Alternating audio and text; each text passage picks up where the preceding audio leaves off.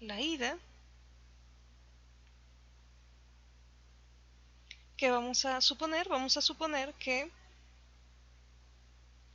n es un entero y es tal que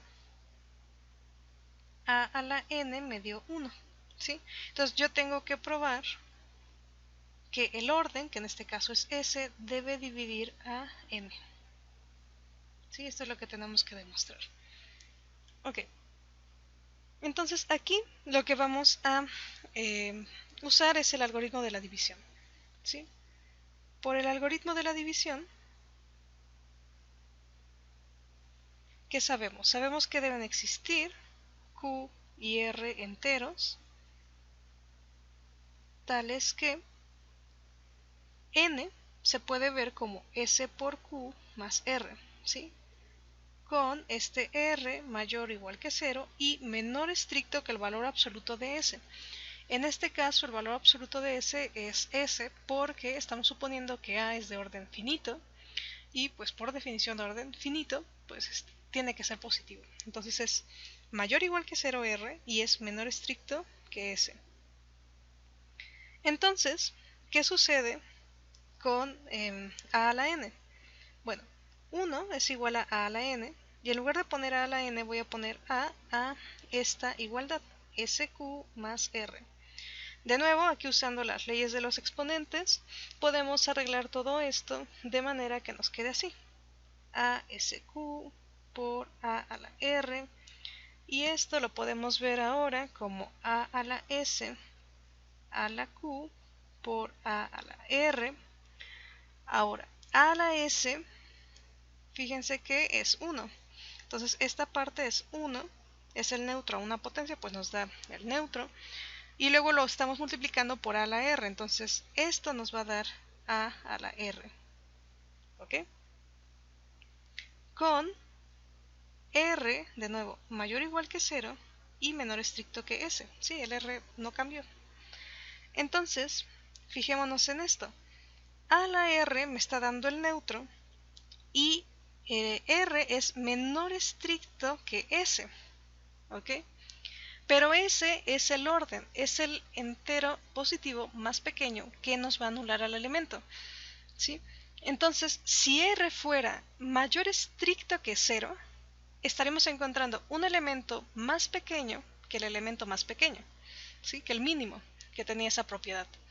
Entonces, aquí lo que tiene que pasar es que r tiene que ser 0, ¿no? Si no, estaríamos contradiciendo la minimalidad del orden.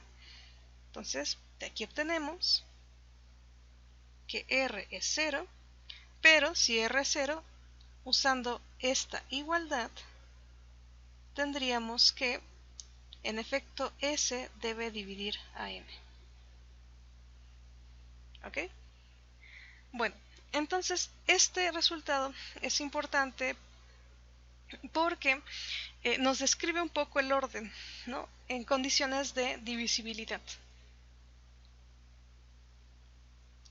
Bien, entonces veamos el siguiente resultado. Es un teorema que nos dice que si tenemos un grupo con una operación y con un neutro y tomamos un elemento a en el grupo, entonces lo siguiente se satisface.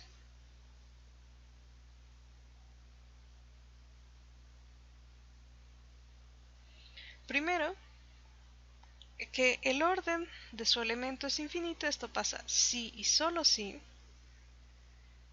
el grupo generado por él es infinito. Y dos, que si el orden de su elemento es finito, entonces esto implica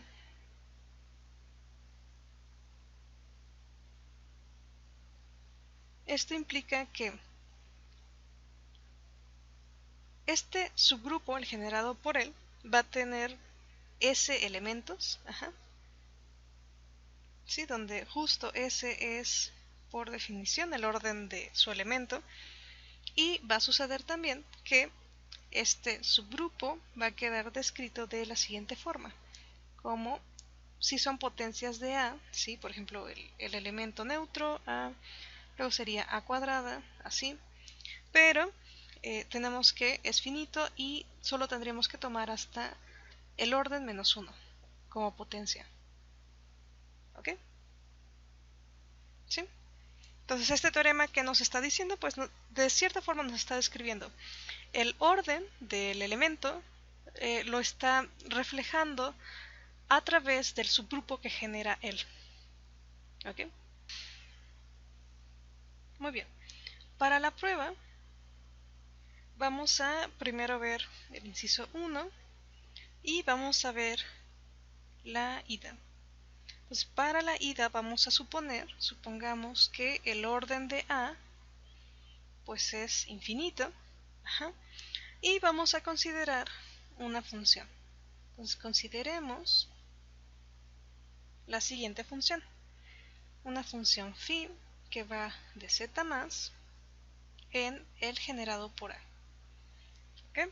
Y como va a estar dada a un elemento en z más, n lo envías a la potencia a la n. ¿Sí? Entonces veamos que esta función phi es inyectiva.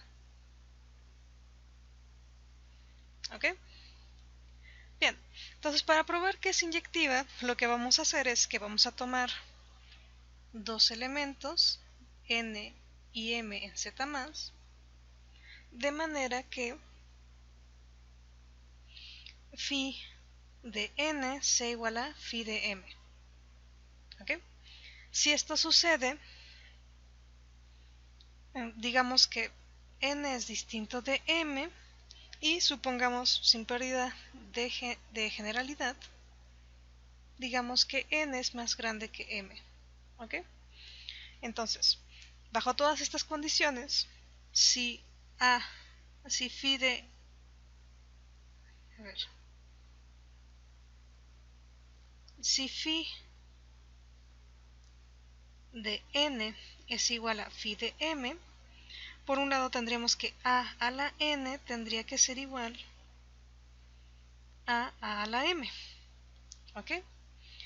Pero si esto pasa, nosotros podemos usar de nuevo lo que vimos de leyes de los exponentes y obtener que como a la n es igual a la m, entonces a la n menos m será igual a la 0, que es el neutro, ¿no?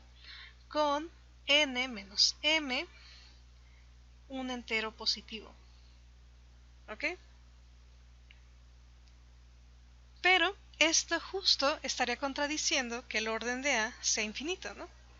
Esta es una contradicción, ya que el orden de A es infinito. Recordemos que cuando el orden de A nos sale infinito era porque el conjunto donde tomábamos el mínimo era vacío. ¿Y qué significa que el conjunto sea vacío? Significa que no puede existir un entero positivo que a ese entero positivo me dé el neutro, ¿no? Entonces, como de suponer que distintos van a iguales, es decir, que no sea inyectiva, estaríamos justo contradiciendo que su orden es infinito. ¿Ok? Entonces, como phi es inyectiva,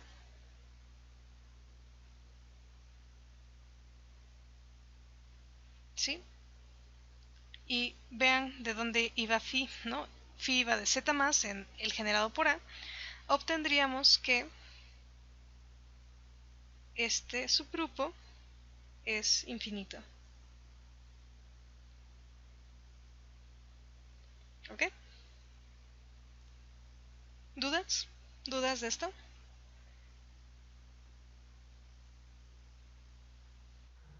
Sin dudas, maestra. Muchas gracias. Ok.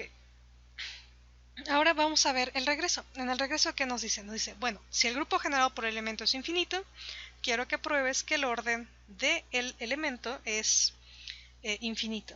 ¿Ok? Entonces, queremos ver que si este es infinito, entonces yo quiero probar que su orden también es infinito.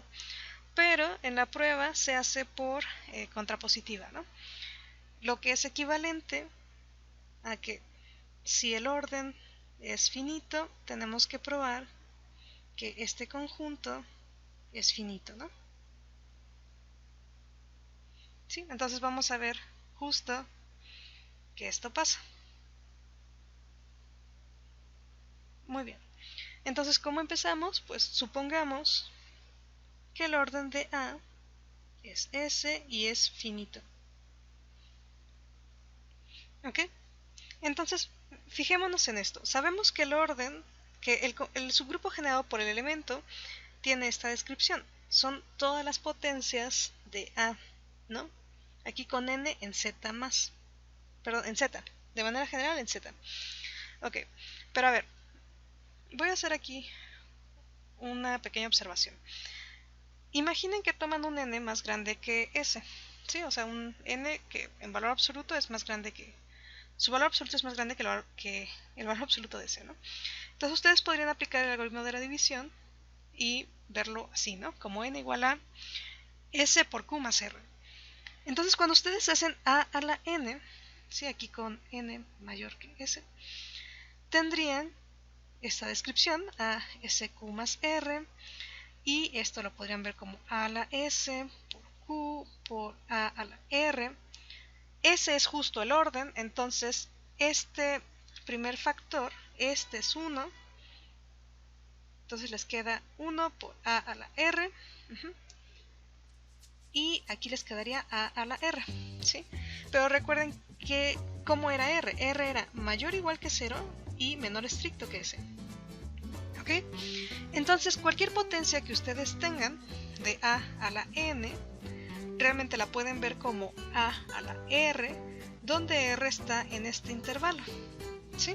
Está entre 0 y s. Esto es para elementos n positivos y mayores que s. Bueno, en el caso de que n fuera negativo, pues recuerden la definición de a la n con n negativo. A la n, aquí con n negativo, pues era el inverso de a la menos n, ¿no? Y de nuevo, menos n ya es positivo, entonces por lo anterior podríamos hacer el mismo procedimiento, ¿sí? ¿Y qué obtenemos de esto?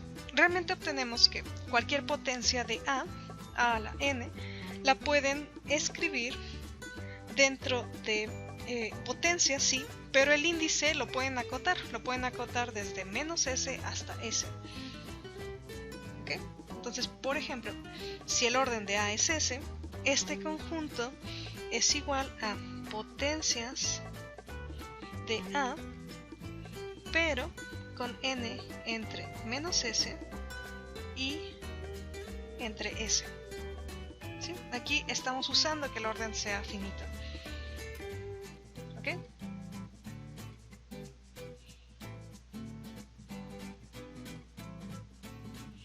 Bueno, pero si esto pasa, ¿qué tenemos?